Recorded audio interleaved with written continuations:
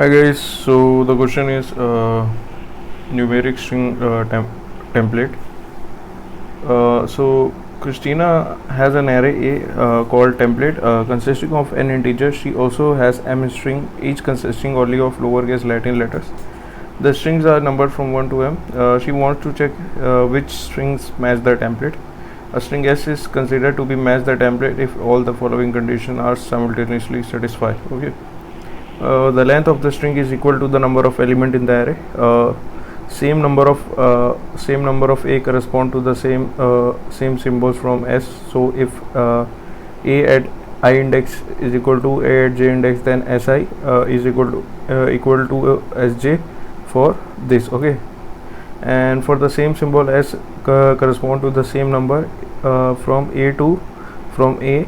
So if Si is equal to Sj, then Ai is equal to Aj. Okay, for this. Okay, in other words, there must be a one-to-one correspondence between the characters of the string and the elements of the array.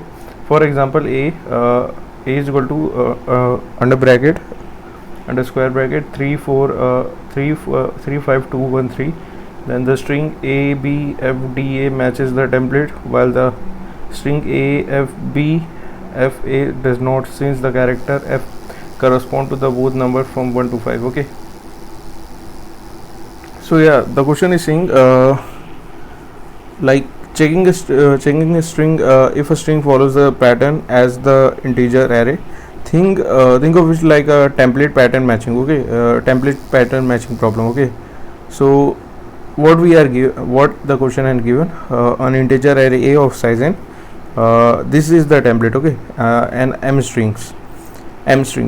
For each string we can check whether it matches the template patterns or not. Okay, string matches the template only if there is one-to-one mapping between the number and characters. Okay, meaning same number is equal to same character is equal to same number, so the mapping must be bijective, one-to-one, like that. Okay, so I mean, yeah guys, so let me show you the code. Here's the code. As you can see, I've already written it.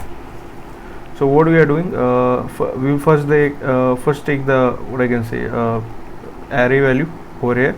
Then we'll enter the m, and through inside the m we enter the string. We'll check the string if s dot size is not equal to null. Okay, till that, if it is, then we'll print no, otherwise we'll continue the code. In the under map we have declared two maps. In this we'll first store the array, then character value.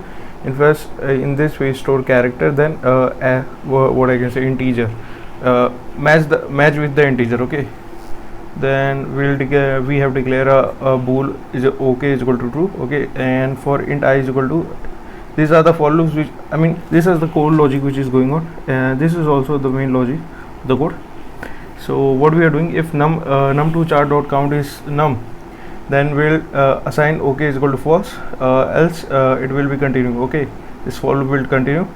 Same, if char.count is c, then okay is assigned to be false, else num is equal to char2 num at c index is will take the value of num or at c index. Okay, and at the end of the code, after the for loop finish, will output if is okay true or false. If false, then print no, if true, print yes. Okay, so that's how the code is working.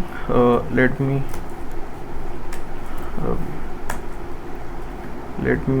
run the code. First we'll compile. Let's take our test cases.